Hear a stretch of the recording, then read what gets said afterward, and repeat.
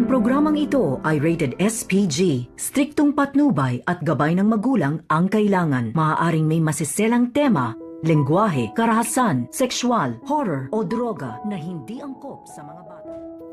Napahamak nga itong si Harry dahil sa pagligtas niya dito kay Lynette.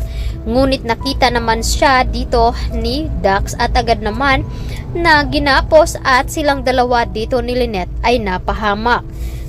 Kaya naman tinawagan dito ni Baladja itong si Dax at lihim naman na nakikinig itong si Lynette. At narinig nga niya na merong nag-utos nga dito sa kanila upang maluuban nga ang bahay dito ni Carlos.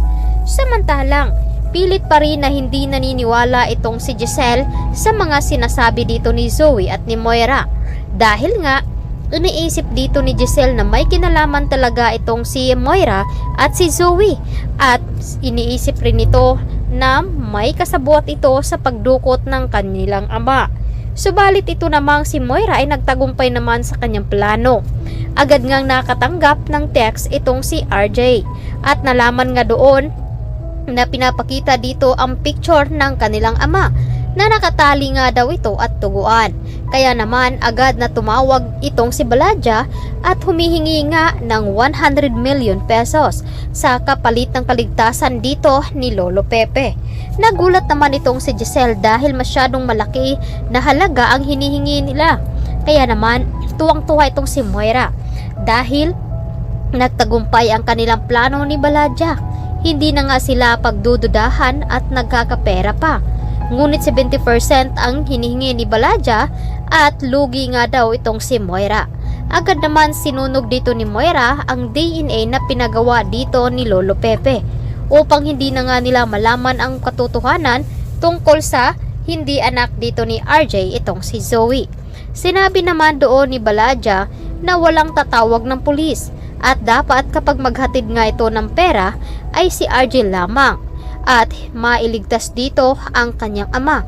Ngunit may pinaplano nga itong si Baladja at sisiguraduhin ito na hindi na nila ito makukuha at hindi ito magsasalita dahil nga tatapusin rin dito ni Baladja ang buhay dito ni Lolo Pepe.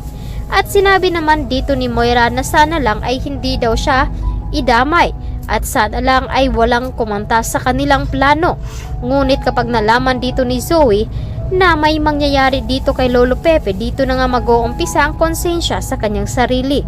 Nakikiusap naman itong si Carlos na tigilan na nga daw ang pagbibintang dito ni Annalyn kay Zoe dahil nga ay wala naman daw itong makukuhang ebidensya.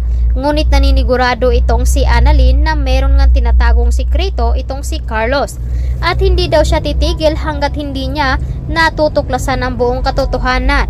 Kaya naman itong si Carlos ay natahimik na lamang at iniwan itong si Annalyn. Kaya naman agad na pinadala nila ang litrato dito ni Lolo Pepe at napapaiyak na lamang itong si Annalyn at Giselle dahil nga nakagapos ito at walang kalaban-laban. Agad naman natuwa itong si Moira dahil sa wakas ay magiging safe na ang kanilang sikreto. Ngunit hindi pa nga dito nagtatapos dahil gagawin lahat dito ni RJ upang mailigtas lamang ang kanyang ama. Ngunit huli na ba upang mailigtas itong si Lolo Pepe dahil nga pinapapunta na doon ni Baladja itong si Dax upang ito mismo ang kukuha ng pera. At ngayon ay nalaman na nga dito ni Lynette kung sino ang mastermind at nag-uutos dito. Dito na ba matutuklasan ni Lynette na kasabwat pala itong si Moira at siya mismo ang nag-uutos upang ipahamak nga sila at pati na rin itong si Harry. Kaya ito ang dapat nating aabangan bukas dito lamang sa Abot Kamay na Pangarap. Maraming salamat sa inyong pakikinig at pagtutok.